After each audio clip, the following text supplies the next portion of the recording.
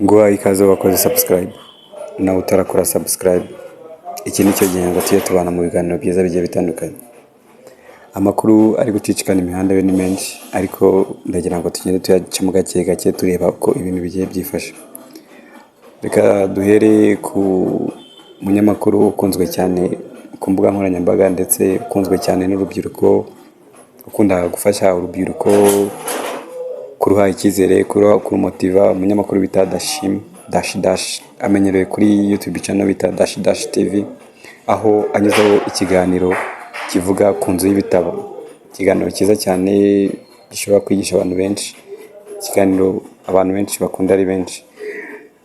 Uyu munyamakuru uyu munsi yaje kuba atera ivi ndetse yambika impeta umukunzi we bifuza ko bazabana, amwambika impeta y'urudashira. Ubu ntago akiri umusore, yamaje kuba umugabo, yamaje gutera intambwe ya mbere. Tumwifurize amahirwe masa mu rugendo rushya agiye gutangira. Mu yandi makuru ari gucicikana hirya no hino ku mihanda, aka kanya tuvugana Ashton Small cyangwa se Kagarara amaje kuzuza aba followers 700,000. Ni ibintu byiza, ni ibintu byo kwishimira nk'abanyarwanda kuba umuntu nka Ashton Small cyangwa se Kagarara yujuje abamukurikira 700,000 mu minsi mike cyane. Ejo bundi yarimo celebrate 400, arazamuka celebrate 500, arazamuka celebrate 600. Ubona ko buri cyumweru ari kujya abantu 100,000. Ubona ko isi iri gukomeza imuhanga amaso, kandi nawe agakomeza kwerekana message ivuga ngo disability is not inability. Niba nawe ufite ubumuga cyangwa se ufite ikindi kintu kikubangamiye ku mubiri, don't give up, komeza keeping, komeza urwane kugeza igihe biciyemo. Andi makuru ari gucicikana, France Mond na Mokhtar basezeranye imbere y'Imana. Ni umuhango wabereye mu gihugu cya Nigeria, umuhango wabaye nyuma yaho France Mond yaramaze iminsi yerekanye umugabo iwabo hano mu Rwanda. Bari i Kigali, mwarabibonye ko bahamaze iminsi bajya kwase, bajya kwiyerekana. Rero baje guhita basubira muri Niger iwabo w'umusore, bajya gusezerana imbere y'Imana. Biriya makuru ari gucicikana, amakuru atari meza avuga ko Kitoko Bibarwa yaba yapfushije umubyeyi we umubyara, papa we. Ni inkuru yamenyekanye, ni inkuru y'incamugongo yamenyekanye muri iki gitondo ubwo yabitangazaga avuga ko yapfushije umubyeyi we umubyara. Turamwifuriza gukomera, tunamwihanganisha, tumubwira ko aheza ni mu ijuru.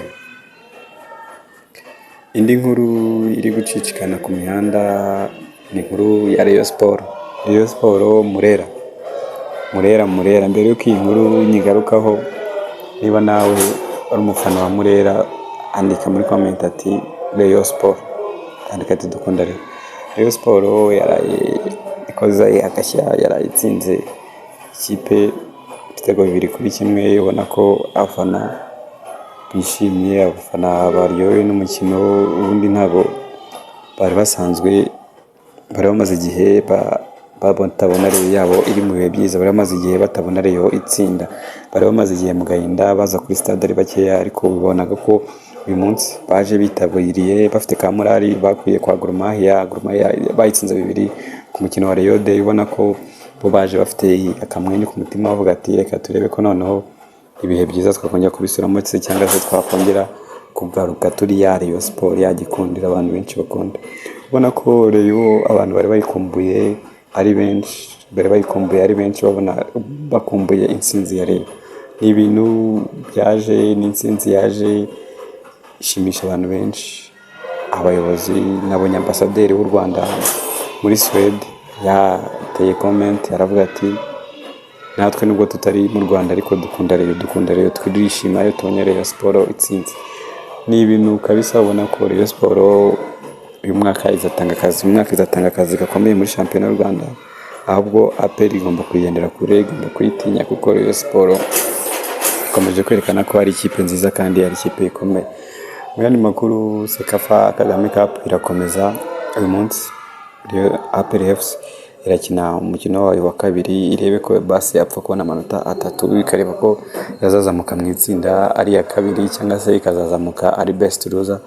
Abantu benshi bari kuvuga ati APR noneho igihe kirageze ngo nayo irebe ko yatsindiye umukino, irebe ko basi iyi Sekafa yayitwaramo neza, kuko n'ubundi turabizi ko Sekafa kuva yatangira guterwa inkunga na Perezida wa Repubulika Paul Kagame aribwo APR FC yerekanye imbaraga, ni nayo ifite ibikombe byinshi muri Sekafa. Urumva rero ni ikintu cyiza, ni ikintu cyakakwiye kumutiva abakinnyi, bavuga ko iki gikombe n'ubundi asanzwe ari icyabo, bakwiye kwitwaramo neza uko bishoboka kose, ndetse bagahesha ishema ingabo z'igihugu, bagahesha ishema abakunzi b'ikipe y'igihugu ya APR, abakunzi b'ikipe ya APR FC.